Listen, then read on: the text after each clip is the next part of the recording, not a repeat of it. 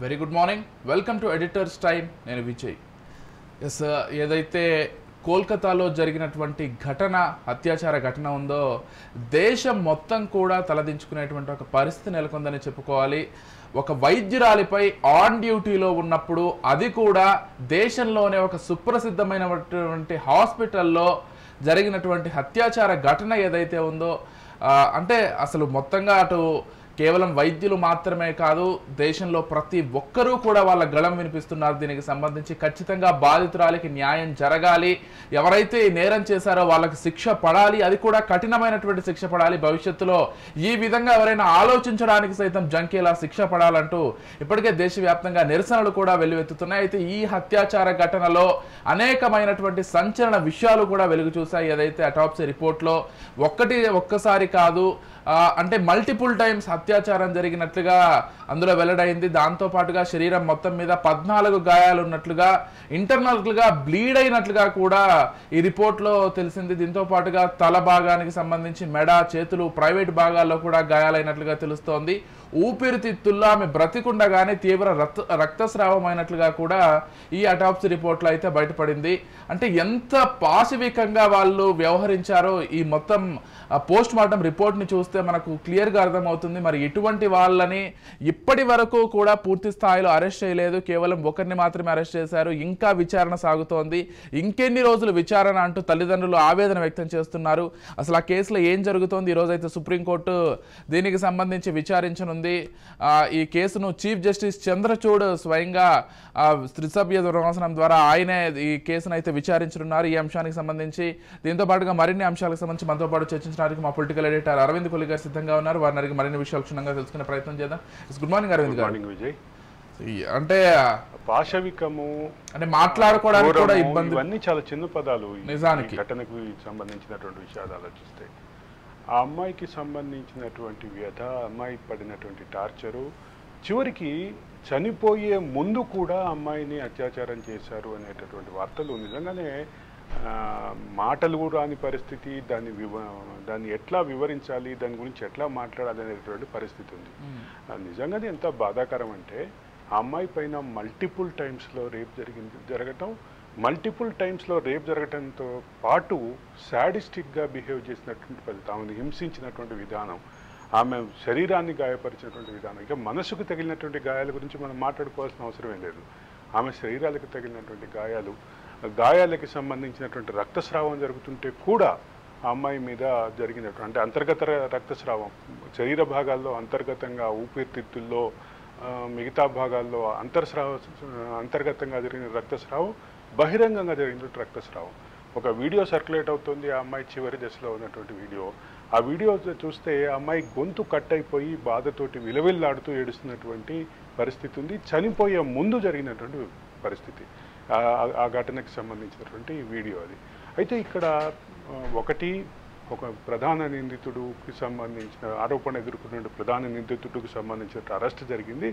అతను విచారణ సందర్భంగా ఒకదాంతో ఒకటి పొంతన లేని సమాధానాలు ఇస్తున్నటువంటి నేపథ్యంలో సుప్రీంకోర్టుకి వెళ్ళింది హైకోర్టు, కలకత్తా హైకోర్టుకి వెళ్ళింది సిబిఐ కలకత్తా హైకోర్టుకు వెళ్ళిన నేపథ్యంలోనే పాలిగ్రాఫ్ టెస్ట్కి అనుమతించారు. పాలిగ్రాఫ్ టెస్ట్ అంటే ఏంటి అనేది జనరల్గానే మనం పాలిగ్రాఫ్ టెస్ట్ అంటే అది ఒక లైట్ డిటెక్టర్ టెస్ట్ అనే జనరల్ కన్క్లూజన్లో ఉంటాం. కానీ ఎటువంటి ఔషధాలు ఇవ్వకుండా కేవలం కౌన్సిలింగ్ ద్వారా చేసే టెస్ట్నే పాలిగ్రాఫ్ టెస్ట్ అంటారు. అయితే పాలిగ్రాఫ్ టెస్ట్ జరిగే సమయంలో రక్తపోటుని, ఊపిరి తీసుకునే విధానాన్ని గమనించడానికి కొన్ని పరికరాలు అమర్చి ఒక సుదీర్ఘమైనటువంటి సైకాలజిస్టులు ఉంటారు. ప్రశ్నలు వేయటానికి ఒక క్రోనలాజికల్ ఆర్డర్ ఫిక్స్ చేసుకుంటారు. ఆ క్రమంలో వాళ్ళు ప్రశ్నలు సంధిస్తుంటే వచ్చేటటువంటి సమాధానాల ఆధారంగా అంటే శరీరం స్పందించే విధానం, శరీరం స్పందనల్ని రికార్డు చేసేటటువంటి మెషిన్లు, ఇదే ప్రధానమైనటువంటి పాత్ర పోషిస్తాయి పాలిగ్రాఫ్ టెస్ట్లో. పాలిగ్రాఫ్ టెస్ట్ అని జనరల్గా మనకి పాలిగ్రాఫ్ టెస్ట్ అనగానే లైట్ డిటెక్టర్ టెస్ట్ అనుకునేటటువంటి భావం అయితే మనలో ఉంది కాబట్టి చెప్తున్నా. ఆ రకమైనటువంటి టెస్ట్ జరిగే క్రమంలో అంటే నిందితుల యొక్క స్పందనలు, వాళ్ళ బాడీ స్పందించే విధానం, వాళ్ళ హృదయం స్పందించే విధానం, వీటన్నిటినీ పారామీటర్గా తీసుకొని ఈ జరిగేటటువంటి మార్పులను అబ్జర్వ్ చేస్తూ చేసేటటువంటి ఈ ప్రక్రియ ఏదైతే ఉందో దీన్ని పాలిగ్రాఫ్ టెస్ట్ అంటారు. పాలిగ్రాఫ్ టెస్ట్ ఆధారంగా కొంత క్లారిటీ వస్తాయని భావిస్తున్నప్పటికీ మరోవైపు ఏదైతే ప్రిన్సిపల్ ఉన్నారో ప్రిన్సిపల్ చుట్టూ కూడా అనేక ఆరోపణలు తిరుగుతున్నాయి. ప్రిన్సిపల్ ఆర్జికర్ మెడికల్ కాలేజ్ నుంచి బయటికి వెళ్ళి వివిధ మెడికల్ కాలేజీలో పనిచేసినప్పటికీ మళ్ళీ ఆర్జికర్ మెడికల్ కాలేజ్కి ప్రిన్సిపల్గా రావాలని ఏదో టార్గెట్ పెట్టుకున్నారు. దాని వెనక ఉన్నటువంటి కారణాలు, దాని వెనక ఉన్నటువంటి ఉద్దేశాలు వీటన్నిటిని పరిశీలించాలి అనేటటువంటి చర్చ అయితే మాత్రం జరుగుతుంది. ఏమైనా ఒకటి మాత్రం ఈ విషయం మాట్లాడాలంటేనే బాధేస్తుంది. ఈ విషయంలో ఆ అమ్మాయి పడినటువంటి టార్చరు, ఆ అమ్మాయి టార్చర్లో ఎదుర్కొన్నటువంటి క్రమం, అదే సందర్భంలో నిందితుల యొక్క అంటే క్రిమినల్ మెంటాలిటీ, సాడిస్టిక్ మెంటాలిటీ కూడా క్లియర్గా కనిపిస్తుంది. మళ్ళీ వాటిని వీడియోలు తీయటం, ఆ వీడియోని వాళ్లే బహిరంగపరచడం ద్వారా వాళ్ళు ఏ రకమైనటువంటి క్రిమినల్ అండ్ సాడిస్టిక్ మెంటాలిటీతో ఉన్నారు అనేటటువంటిదే కనిపిస్తోంది. ఏదేమైనా ఇది ఒక విస్తృతంగా దేశవ్యాప్తంగా దేశమంతా స్పందించాల్సినటువంటి ఘటన అయితే ఈ అంశాన్ని కేవలం రాజకీయాలకు పరిమితం చేసి మోడీ అనుకూల టీము దీదీని టార్గెట్ చేయటం, దీదీ అనుకూల టీము మోడీని టార్గెట్ చేయటం, ఈ మొత్తం రాజకీయాల రంగు పులుముకోకుండా ఒక కేసు అంటే రాజకీయ రంగు పులిమి మరింత దిగజారుతున్నారేమో అనిపిస్తుంది. అంటే ఒక మాట చెప్పక తప్పదేమో, ఆ మాట కూడా చెప్పడానికి బాధేస్తుంది. ఆ క్రిమినల్స్ వాళ్ళ శాడిస్టులకి సంబంధించినటువంటి సవిసమానమైనటువంటి మనస్తత్వంగానే చూస్తాను నేను. దీన్ని రాజకీయ రంగు పులిమి పొలిటికల్ అడ్వాంటేజ్ తీసుకునేటటువంటి ఆలోచనని, ప్రయత్నాన్ని మాత్రం నేనైతే మాత్రం అట్లాగే చూస్తాను. సమాజం కూడా అట్లాగే చూడాల్సినటువంటి అవసరం అయితే ఉందని నేను భావిస్తాను. ఖచ్చితంగా. కాకపోతే మమతా విషయంలో ఆమె ర్యాలీ చేయకుండా దీనికి సంబంధించి విచారణ మరింత వేగవంతం చేసే విధంగా ఏదైనా చేస్తుంటే బాగుండేదనేటువంటి అభిప్రాయం అయితే ఖచ్చితంగా వినిపిస్తోంది. ఒక ముఖ్యమంత్రి ర్యాలీ చేయడం ఏంటి అనేటువంటి అభిప్రాయం ఇక్కడ ప్రధానమైనటువంటి నేను ఇంకా దీనికి సంబంధించి నిర్భయ ఘటనని నేను ప్రస్తావిస్తాను. నిర్భయ ఘటనలో అప్పుడు కూడా మహిళా ముఖ్యమంత్రి ఉన్నారు, కాంగ్రెస్ మహిళా ముఖ్యమంత్రి షీలా దీక్షిత్ ఢిల్లీలో ముఖ్యమంత్రిగా ఉన్న కాలంలో జరిగినటువంటి ఈ ఘటనని, నిర్భయ ఘటనని ప్రాతిపదికగా తీసుకుని దాంతో పోల్చి చూస్తే మాత్రం అదే రకమైనటువంటి భావం, అదే రకమైనటువంటి పరిస్థితిలో కనిపించినప్పటికీ ఒకటైతే క్లియర్, ఇది రాజకీయాలకు అతీతంగా సమాజం స్పందించాల్సినటువంటి సబ్జెక్టు. సమాజం దీని పట్ల స్పందిస్తున్నటువంటి తీరు అమోఘంగా ఉంది. సమాజం చాలా బాగా స్పందిస్తోంది. సమాజంలో ఉన్నటువంటి వివిధ వర్గాలు, ముఖ్యంగా మెడికల్ ఫ్యాటర్నిటీ వర్గాలు, మెడికోలు కానీ, డాక్టర్లు కానీ, మెడికల్ ప్రొఫెషన్లో ఉన్నటువంటి మెడికల్ అలైడ్ ప్రొఫెషన్లో ఉన్నటువంటి వాళ్ళు కానీ ఈ విషయంలో స్పందిస్తున్నటువంటి తీరు అయితే నిజంగా అభినందనీయం.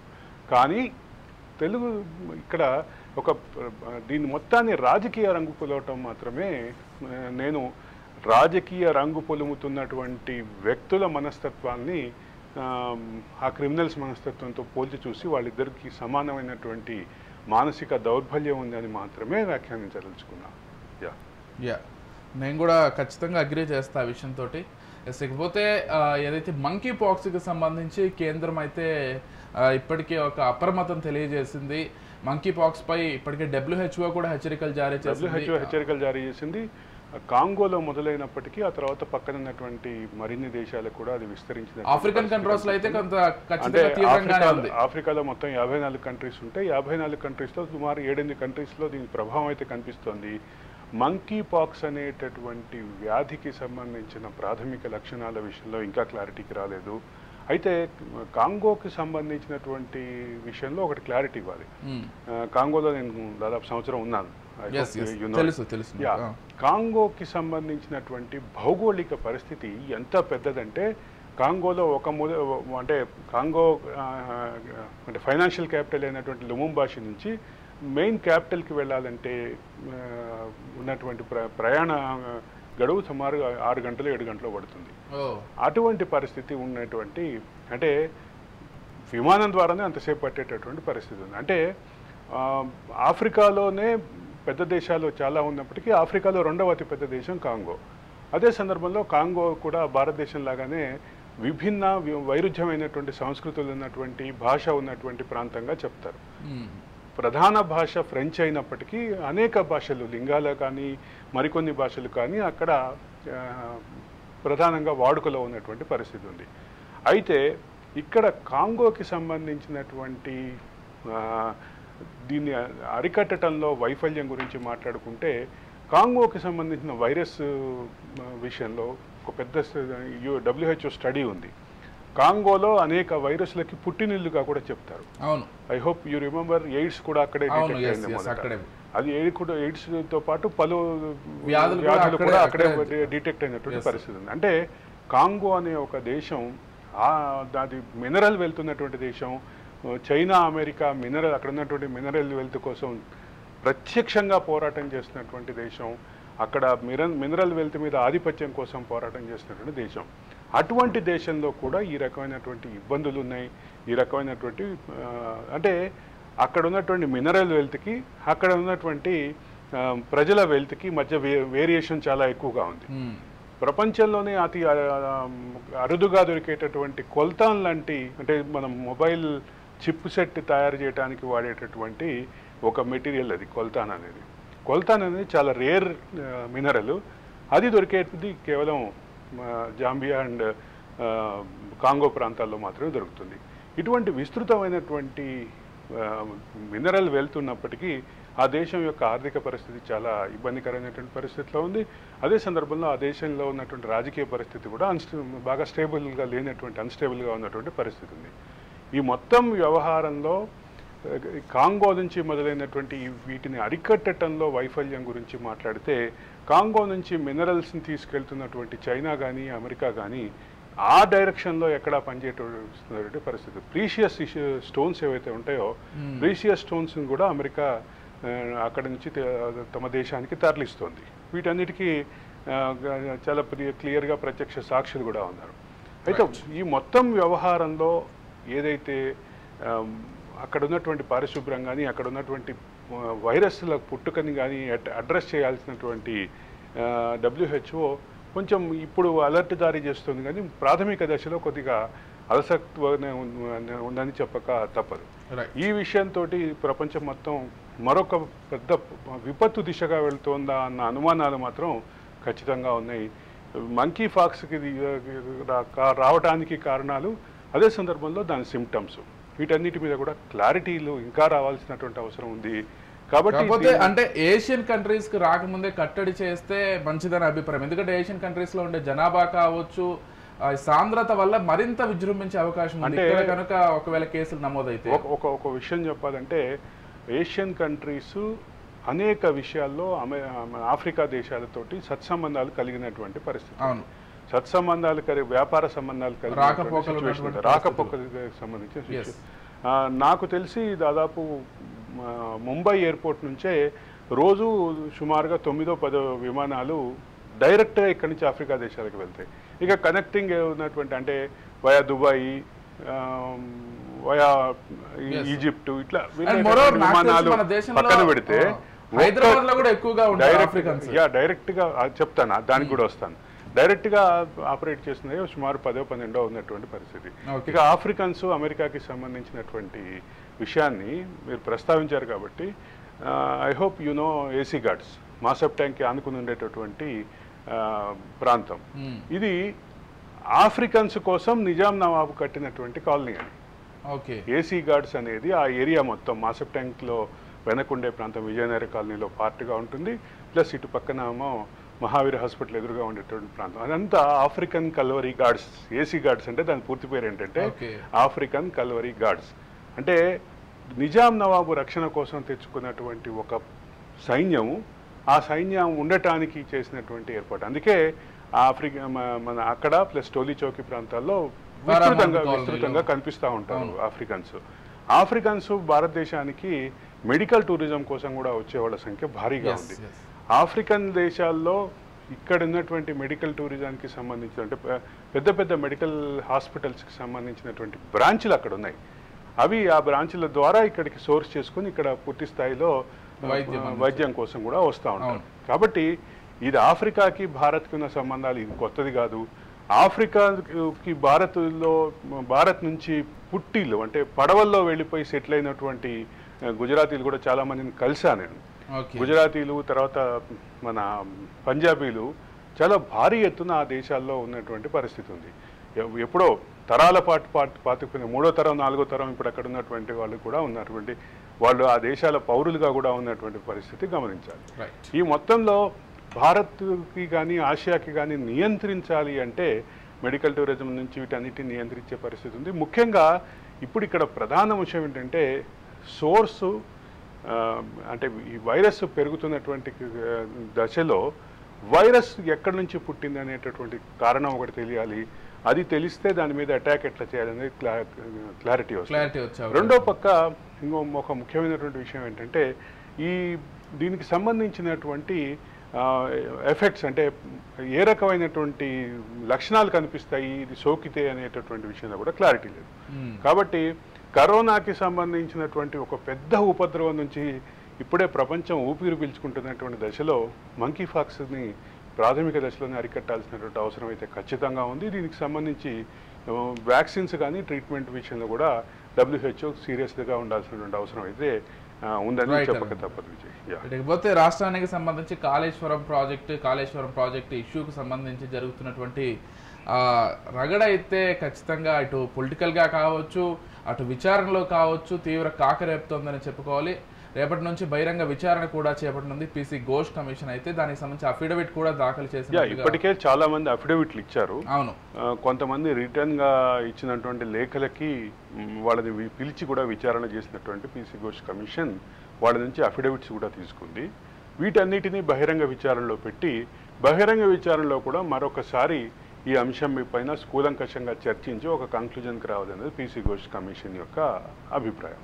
అయితే పీసీ ఘోష్ కమిషన్కి సంబంధించినటువంటి ఈ అంశంలో ఈ బహిరంగ విచారణ అనేటటువంటి ప్రక్రియలో టీఆర్ఎస్ కూడా పాల్గొనే అవకాశం ఉంది. టీఆర్ఎస్ కూడా తమ వాదనని వినిపించేటటువంటి అవకాశం ఉంది. అయితే అవకాశాన్ని వాడుకుంటారా టీఆర్ఎస్ వాళ్ళు లేదా అనేటటువంటిది ఒక ప్రశ్నగానే అట్లాగే మిగిలిపోయింది. అయితే ఒకటి మాత్రం క్లియర్గా చెప్పాలి, ఇది చివరి దశ వచ్చినటువంటి నేపథ్యంలో ఇప్పటికే చీఫ్ సెక్రటరీ, గతంలో చీఫ్ సెక్రటరీగా పనిచేసినటువంటి సోమేష్ కుమార్ని కానీ, మన అడిషనల్ చీఫ్ సెక్రటరీగా ఉన్నటువంటి రిటైర్ అయినటువంటి రజత్ కుమార్ని కానీ, అట్లాగే స్మితా సబర్వాల్ని కానీ వీళ్ళందరినీ పిలిచారు. పలువురు ఐఏఎస్ అధికారులు హాజరయ్యారు. ఇక దాదాపు అందరూ ఈఎన్సీని పిలిస్తే కాళేశ్వరం ఈఎన్సీ అయితే అసలు అప్పుడు ఏం నిర్ణయాలు తీసుకున్నామో మాకు గుర్తులేదు. దానికి సంబంధించినటువంటి అప్డేట్ మళ్ళా నేను రికార్డు చూస్తే తప్ప చెప్పలేను అని చెప్పినటువంటి పరిస్థితి. దాన్ని వెటకారంగా దాన్ని వ్యంగ్యంగా తీసుకున్నటువంటి పలువురు మేమర్లు, తెలంగాణ రాష్ట్రానికి సంబంధించిన పలువురు మేమర్లు కూడా దాని మీద తెలీదు, మర్చిపోయాను, నాకేం తెలీదు అంటూ అదృశ్య సినిమాలో జూనియర్ ఎన్టీఆర్ డైలాగ్ని రిలేట్ చేస్తూ కూడా చాలా విస్తృతంగా మేమ్స్ చేసినటువంటి పరిస్థితి ఉంది. అంటే ఈఎన్సీలుగా, ఇంజనీరింగ్ చీఫ్లుగా తెలంగాణ రాష్ట్రంలో కీలక పదవులు పోషించినటువంటి వ్యక్తులు, కీలక పదవులు పోషించిన అధికారులు ఆ రకంగా మేమర్స్కి సబ్జెక్ట్ అవ్వటం కొంచెం ఇబ్బందికరమైన పరిణామంగానే చెప్పాలి. అయితే ఈ బహిరంగ విచారణలో టీఆర్ఎస్ పాల్గొంటుందా, టీఆర్ఎస్ తన వాదన వినిపిస్తుందా అన్న ప్రశ్న మాత్రం రేపు నుంచి జరిగేటటువంటి బహిరంగ విచారణ సందర్భంగానే మనకు క్లారిటీ వచ్చే అవకాశం అయితే ఉంది.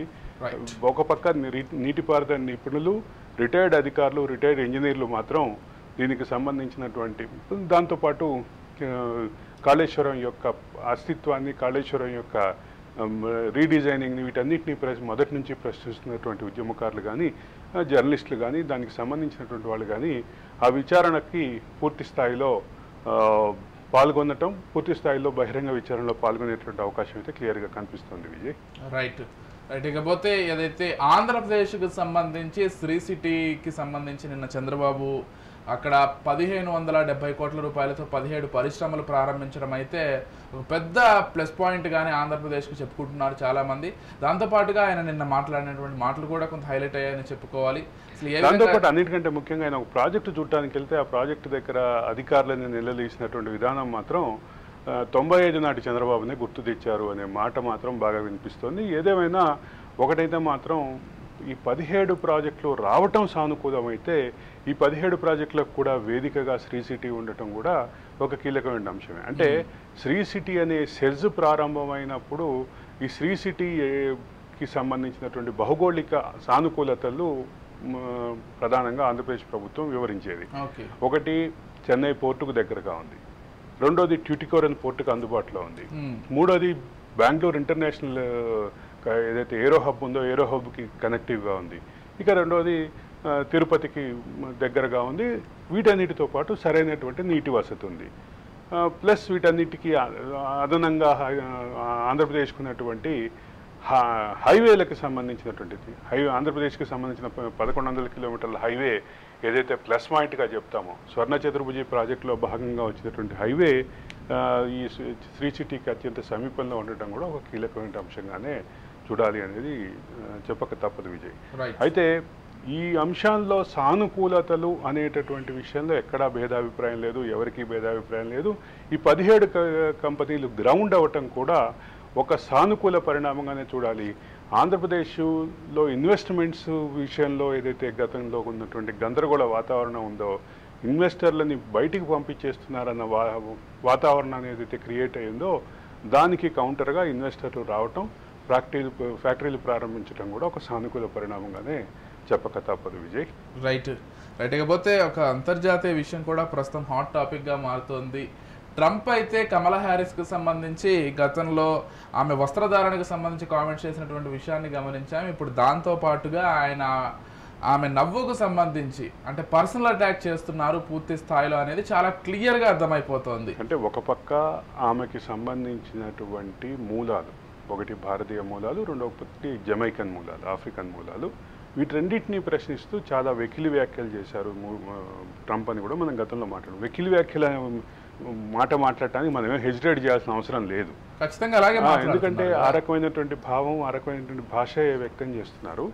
ఒకటి ట్రంప్లో ఉన్నటువంటి సానుకూల అంశాలు ఏదైతే ఉన్నాయో, ట్రంప్కు ఉన్నటువంటి ఇన్వెస్టర్ ఫ్రెండ్లీ వాతావరణాన్ని క్రియేట్ చేస్తారని కానీ, లేదా దేశంలో ఎంటర్ప్రెన్యూరింగ్ పెంచుతారనేటటువంటి వాతావరణం ఏదైతే ఉందో ఆ పాజిటివ్ ఫీలింగ్ని కూడా తన వ్యాఖ్యల ద్వారా చెడగొట్టుకుంటున్నారు అంటూ అమెరికన్ సమాజంలో విస్తృత చర్చ అయితే జరుగుతోంది.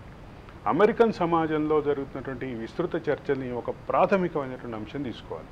ఒకటి జాత్యహంకార వ్యాఖ్యలు చేస్తున్నారు, రెండోది అంటే ప్రపంచమే గ్లోబల్ విలేజ్గా మారిపోయినటువంటి నేపథ్యంలో ఆఫ్రికన్ను, ఇండియను ఈ అంశాన్ని ముందుకు తీసుకొచ్చి చర్చ పెట్టి నేటివ్ అమెరికన్స్లో నేటివ్ ఫీలింగ్ని రెచ్చగొట్టడానికి ప్రయత్నం చేస్తున్నారు అనేది ఒక చర్చ. దానికి సంబంధించి మళ్ళీ వద్దాం. అయితే ఇది ఒక ప్రధానమైనటువంటి అంశం అయితే, రెండోది ఆమె వ్యక్తిత్వ హననం చేసే విధంగా ఆమె వ్యక్తిత్వాన్ని టార్గెట్ చేస్తున్నటువంటి విమర్శలు, మూడోది వీటన్నిటినీ పక్కన పెట్టి రానున్న ప్రెసిడెన్షియల్ డిబేట్లో టాపిక్స్ని ఎంచుకొని టాపిక్ మీద విస్తృతమైనటువంటి చర్చ చేయాల్సినటువంటి తన ప్రధాన ప్రత్యర్థిని ఈ రకంగా కించపరిచేలాగా వ్యాఖ్యలు చేయడం ఎట్లా అనేది కూడా ప్రధానంగా చర్చలో ఉన్నటువంటి అంశమే. ఈ మొత్తం అంశాన్ని కలిపి చూస్తే ట్రంప్ ఎదురు లేకుండా ట్రంప్ ప్రభ కొనసాగుతుంది అనేటువంటి దశలో బైడెన్ తీసుకున్నటువంటి నిర్ణయం మూలంగా అనూహ్యంగా ప్రధాన చిత్రంలోకి వచ్చినటువంటి అభ్యర్థిగా ఉన్నటువంటి వైస్ ప్రెసిడెంట్ కమలా హ్యారిస్ ఇప్పుడు మొత్తాన్ని తన అనుకూలంగా మార్చుకుందా అనేటటువంటి చర్చ అయితే బయలుదేరింది. అమెరికన్ రాజకీయాల్ని చాలా క్లోజ్గా అబ్జర్వ్ చేస్తున్నటువంటి వ్యక్తులు కానీ, సమీక్షకులు కానీ, రాజకీయ విశ్లేషకులు కానీ మాట్లాడుతున్న అంశం ఏంటంటే, అమెరికన్ ఎన్నికలు ఈసారి ఏకపక్షంగా ఉంటాయని ఊహించుకున్నటువంటి దశ నుంచి ఒక టఫ్ ఫైట్ దిశగా మారినాయి అని చెప్పక తప్పదు. అనూహ్యంగా ప్రెసిడెన్షియల్ డిబేట్స్ తర్వాత ఆమె అనూహ్యంగా అధ్యక్షురాలైనా ఆశ్చర్యపోకర్లేదు. అమెరికా దేశానికి మొదటి మహిళా అధ్యక్షురాలుగా కమలా హ్యారిస్ అయినా ఆశ్చర్యపోకర్లేదు అనేటటువంటి చర్చలు అయితే మాత్రం ఆ దిశగా వెళ్తున్నాయని చెప్పక తప్పదు. మొత్తం మీద అమెరికా రాజకీయాల్లో ఇప్పుడు హోరాహోరీకి సంబంధించినటువంటి దిశగా వెళుతున్నటువంటి క్రమంలోనే కీలకమైనటువంటి అంశం ఏంటంటే, ఈ హోరాహోరీ దిశగా వెళ్ళటానికి కేవలం ట్రంప్ వైఖరే కారణం అనేటటువంటిది రిపబ్లికన్ పార్టీలో అంతర్గత చర్చల్లో కూడా కొంతమంది వ్యక్తం చేసినటువంటి అభిప్రాయం. రిపబ్లికన్ పార్టీల్లో యాక్టివ్గా పనిచేసేటువంటి కొంతమంది ఎన్ఆర్ఐ మిత్రులు కూడా ఇప్పుడు అదే చెప్తున్నారు. ట్రంప్ ఏకపక్షంగా ఎన్నికలు గెలిచేస్తాడు అనుకున్న తర్వాత ఇప్పుడు అనూహ్యంగా కమలా హ్యారిస్ ముందుకు వచ్చేసింది. పుంజుకుంటోంది. కమలా హ్యారిస్ పుంజుకోవటం అనేది అనూహ్యమే. అయితే అయితే దీనికి- ప్రెసిడెన్షియల్ డిబేట్స్ తర్వాత దీనికి సంబంధించినటువంటి క్లారిటీ వచ్చేది అంశం ఉంది, అవకాశం ఉంది అని. అండ్ మోరోవర్ ఇప్పుడు ట్రంప్ వ్యాఖ్యలు కూడా కమలా హ్యారిస్ కు ప్లస్ అవుతున్నాయి. ఇంత జాత్యహంకార వ్యాఖ్యలు ఏంటి, ఇంత పర్సనల్ గా అటాక్ చేయడం ఏంటని అమెరికన్లు కూడా ఆలోచిస్తున్నారు. ఇటీవల కాలంలో ఆమె టీంలో కీలకంగా ఉన్నటువంటి ఒక న్యాయవాదితో మాట్లాడాను నేను. ఓకే. ఆయన చెప్తున్నటువంటి అంశం ఏంటంటే, మేమే ఊహించలేదు ఆఫ్రో అమెరికన్స్ ఇంతగా మద్దతు తెలుపుతారు. కానీ ఎందుకు అంటే గతంలో అంటే గత ఎన్నికల్లో బరాక్ ఒబామాకి అండగా నిలబడటానికి కొంత ప్రాథమికంగా హెసిటేట్ చేశారు, తర్వాత అండగా నిలబడ్డారు.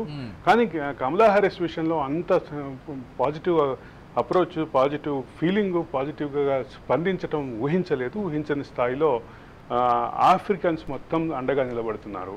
రెండోది నేటివ్ అమెరికన్స్లో కూడా ఒక బలమైనటువంటి స్ప్లిట్ కనిపిస్తోంది.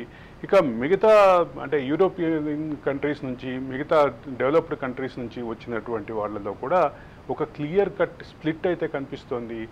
ఏకపక్షం అవుతుంది అనుకున్నటువంటి ఎన్నికని మాకు ఊహించని స్థాయిలో విరాళాలు వస్తున్నాయి, మేము ఊహించని స్థాయిలో ప్రతిస్పందన వస్తుంది అని ఒక కంక్లూజన్ అయితే చెప్పారు. దీని విషయాన్ని కనుక మనం ప్రాతిపదికగా తీసుకుంటే ఒక కన్సిడరబుల్ చేంజ్ అయితే కనిపిస్తుంది. కానీ వీటన్నిటిని ప్రెసిడెన్షియల్ డిబేట్స్ తర్వాత వచ్చేటటువంటి ప్రెసిడెన్షియల్ డిబేట్స్ అమెరికన్ ఎన్నికల్లో చాలా కీలక పాత్ర పోషిస్తాయని అందరికీ తెలిసిన విషయమే. అమెరికన్ ఎన్నికల్లో ఈసారి కీలక పాత్ర పోషించేటటువంటి ఈ డిబేట్స్ ఎప్పుడు జరుగుతాయి అనేటటువంటి అంశం నుంచి మొదలుపెట్టి దీనికి సంబంధించినటువంటి వేవ్ ఎట్లా క్రియేట్ అవుతుంది అనేది కూడా కీలకంగా చెప్పాలి విజయ్. ఎస్. లేకపోతే తెలంగాణకు సంబంధించి తెలంగాణలో స్పోర్ట్స్ యూనివర్సిటీ రాబోతోంది. దానికి సంబంధించి నిన్న సీఎం రేవంత్ రెడ్డి స్వయంగా వ్యాఖ్యలు చేశారు. తెలంగాణ దేశానికి ఆదర్శంగా నిలబడుతుంది. ఇకపై స్పోర్ట్స్ విషయంలో ఖచ్చితంగా అంతర్జాతీయ స్థాయిలోనే ఈ స్పోర్ట్స్ యూనివర్సిటీ ఉంటుంది. ప్రధానంగా అన్ని క్రీడలకు సంబంధించి అటు షూటింగ్ కావచ్చు, లేకపోతే బాక్సింగ్ కావచ్చు, అన్ని క్రీడలకు సంబంధించి కూడా ఇక్కడ శిక్షణ ఉంటుంది అంటూ కూడా చెప్పారు. ఎందుకంటే ఏదైతే ఒలింపిక్స్లో కూడా భారత్ పెద్దగా రాణించినటువంటి ఈ క్రమంలో ఇటువంటి యూనివర్సిటీలు ఖచ్చితంగా భారతదేశానికి అవసరమని చెప్పుకోవాలేమో. ఈ స్పోర్ట్స్ యూనివర్సిటీకి సంబంధించిన విషయంలో మాట్లాడాలంటే ఒక పర్టికులర్ అంశం చెప్పాలి. హైదరాబాద్లో ఒక అద్భుతమైనటువంటి స్పోర్ట్స్ స్కూల్ ఉంది. దాని మీద ఇటీవల కాలంలో నిర్వహణ వైఫల్యాల మీద, దాని అక్కడ ఉన్నటువంటి అధికారుల వ్యవహార శైలి మీద కొన్ని విమర్శలు వచ్చినప్పటికీ అదొక అంటే వివిధ రకాల క్రీడలకు సంబంధించినటువంటి ఒకే ఆవరణలో జరిగేటటువంటి శిక్షణా శిబిరాలు, దానికి సంబంధించినటువంటి ప్రొసీజరు, ప్రోటోకాలు అవన్నీ ఉన్నాయి. ఇక ఇది హకీంపేట ఏరియాలో ఉంది, హకీంపేటలో ఉంది. హకీంపేటలో ఉన్నటువంటి స్పోర్ట్స్ స్కూలు చాలామంది ఇంటర్నేషనల్ డయాస్ మీద, ఏషియన్ గేమ్స్లో ఇంటర్నేషనల్ డయాస్ మీద, కామన్వెల్త్ గేమ్స్లో, నేషనల్ గేమ్స్లో వివిధ విభాగాల్లో తమదైనటువంటి ప్రతిభను చూపించినటువంటి క్రీడాకారులని ఇచ్చినటువంటి ప్రాంతం. అయితే ఆ హకీంపేట స్పోర్ట్స్ స్కూల్నే స్పోర్ట్స్ యూనివర్సిటీగా మార్చాలి అనేటువంటి ప్రతిపాదన నాకు తెలిసి సుమారుగా 25-30 సంవత్సరాలుగా ఉంది. 25-30 సంవత్సరాల నుంచి ఈ ప్రతిపాదన ఉండటంతో పాటు ఇంకొక ప్రధానమైన అంశం ఏంటంటే, ఇక్కడ మన ఆఫ్రో ఏషియన్ మిలిటరీ గేమ్స్ జరిగినప్పుడు కట్టినటువంటి ఒక క్రీడా ప్రాంగణాలకి సంబంధించిన అంశం.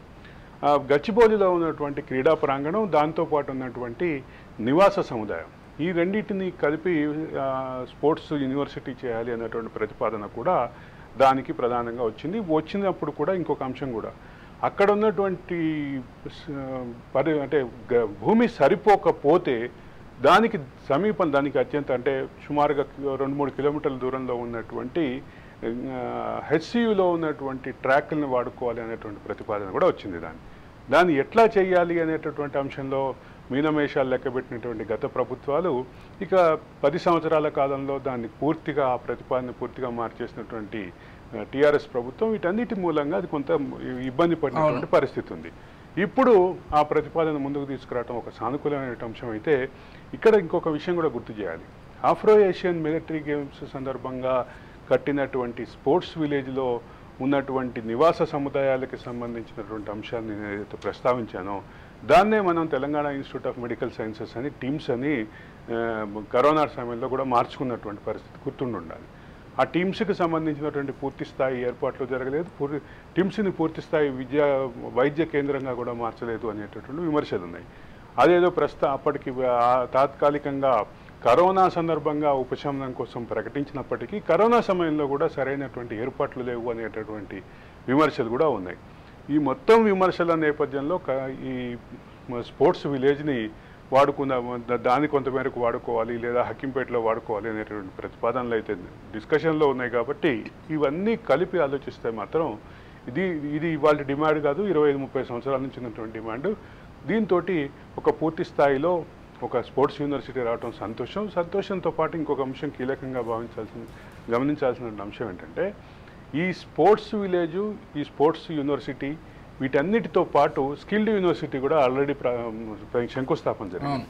ఈ రెండింటి మూలంగా తెలంగాణ సమాజంలో ఒక వైబ్రెంట్ వాతావరణం అయితే వస్తుందనేది చెప్పక తప్పదు. స్కిల్ యూనివర్సిటీ ఏదైతే ఉందో స్కిల్ యూనివర్సిటీకి సంబంధించినటువంటి ఏర్పాట్లు ఆల్రెడీ ప్రారంభమైనాయి. కాబట్టి ఇక్కడ ఒక పూర్తి స్థాయి కంక్లూజన్కి దిశగా వెళ్తోంది అనేది చెప్పక తప్పదు. ఇది స్పోర్ట్స్ రంగానికి అయితే మాత్రం ఒక మంచి మాటగానే చెప్పాలి. ఖచ్చితంగా అంటే దేశానికి కూడా అవసరమా తెలంగాణ రావడం మరింత జాతీయ స్థాయి అంతర్జాతీయ స్థాయి క్రీడాకారుల్ని అందించినటువంటి తెలంగాణ మరికొంత క్రీడా స్ఫూర్తితో మరికొంత కాదు భవిష్యత్తు క్రీడా మొత్తం తెలంగాణ సెంట్రిక్ గా అయ్యే అవకాశాన్ని కూడా కాదనలేనటువంటి పరిస్థితి. విజయ్, రైట్.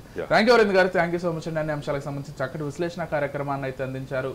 రైట్, చూస్తున్నాం కదా మొత్తంగా ఇటు తెలంగాణలో కావచ్చు, ప్రధానంగా హైదరాబాద్లో కావచ్చు, వర్షాలు అయితే నిన్న మధ్యాహ్నం నుంచి కొంత విపరీతంగానే కురుస్తున్నటువంటి పరిస్థితి గమనిస్తున్నాం.